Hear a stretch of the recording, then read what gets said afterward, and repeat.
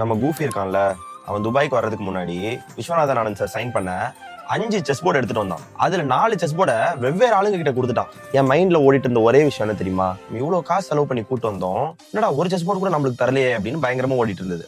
நானும் டைரக்டா அவன் கிட்ட நிறைய வாட்டி கேட்டு பார்த்தேன், இன்டைரக்டா கேட்டு பார்த்தேன், நல்ல விதமாவும் கேட்டு பார்த்தேன், தரவே இல்லை.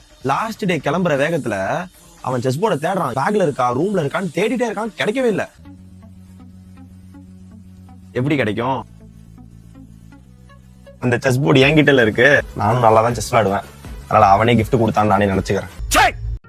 ப்ரோ எதையோ பார்த்துட்டான், இப்ப இங்க கூட்டிட்டு போக சொல்ல போறான். காது கேட்காத மாதிரி கொஞ்ச நேரம் நடிக்கலான்னு பார்த்தா என்னோட வீடியோவை எனக்கே போட்டு காட்டுறான்.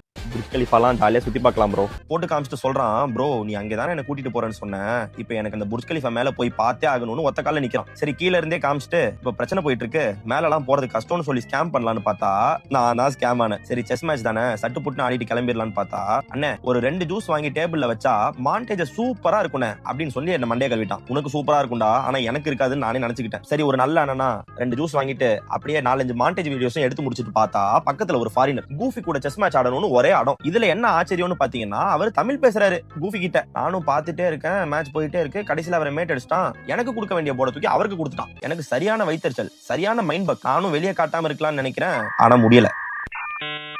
இதுதான் கூஃபியோட லாஸ்ட் டே துபாயில. சரி மெமரபிளா இருக்கட்டும்னு சொல்லி அவனை யாட் போலான்னு சொல்லி அழைச்சிட்டு வந்தேன். வெளியில உட்காந்து ஆடி தோத்துட்டா நம்மள தண்ணியில தள்ளி விட்டுருவான்னு சொல்லி உள்ள இருக்க ஒரு ரூம்ல தான் செஸ் ஆடணும். ஆடிட்டே இருக்கும்போது மேல ஒரே சத்தம், என்னன்னு மேல போய் பார்த்தா நம்ம பாய்ஸ் லுங்கி டான்ஸ் ஆட சொன்னா மங்கி டான்ஸ் ஆடிட்டு இருந்தானுங்க. சரி நான் அவனுக்கு கூட இந்த மங்கி டான்ஸையும் போட்டுட்டு அந்த கேப்ல இந்த கூஃபி பையன் எஸ் ஆயிட்டான். யாட் ஃபுல்லா தேடினேன், கிடைக்கவே இல்லை. கடைசியில பார்த்தா யாட்டோட ஹேட்ச்ல உட்காந்து க்ரூ மெம்பர்ஸ் கூட எல்லாம் மேட்ச் போட்டு எல்லாரையும் வரிசையா தண்ணியில தள்ளி விட்டுட்டு இருந்தான். எனக்கு சரியான பீதி, அடுத்து நம்மள தானே குதிக்க சொல்லுவான். இவன்ட்ட இருந்து தப்பிச்சு நானும் தண்ணியிலே குதிச்சுட்டேன். ஃபிளைட்க்கு டைம் ஆயிடுச்சுன்னு சொல்லி சீக்கிரமா ரஷ் ஆரம்பிச்சிட்டோம். 9 மணி ஃபிளைட்டுக்கு 7 மணி வரைக்கும் ஏர்போர்ட்டுக்கு ரீச் ஆகல. இவனுக்கு ஃபிளைட், ஆனா எனக்கு இருக்க பதட்டம் கூட இவனுக்கு இல்ல. ஜாலியா வீடியோ எடுத்துட்டே வரான். இவன் எங்க கூட இருந்த நாள் ரொம்ப மெமரபிளா போச்சு. இவன் கிளம்பி போனதுக்கு அப்புறம் கூட பிறந்த ஒரு தம்பியே ஊரை விட்டு போற மாதிரி தான் இருந்துச்சு. அண்ட் அந்த போர்டை பத்தி சொல்ல மறந்துட்டேன், அவனே தான் எனக்கு கிஃப்டா கொடுத்தான். இந்த மொமெண்ட்டை நான் மறக்கவே மாட்டேன். உங்களுக்கு கூஃபி துபாய் திருப்பி வரணும்னா துபாய்க்கு வாடா கூஃபி அப்படின்னு கமெண்ட் பண்ணுங்க. அண்ட் இந்த துபாய் மாமாவை ஃபாலோ பண்ணிக்கோங்க.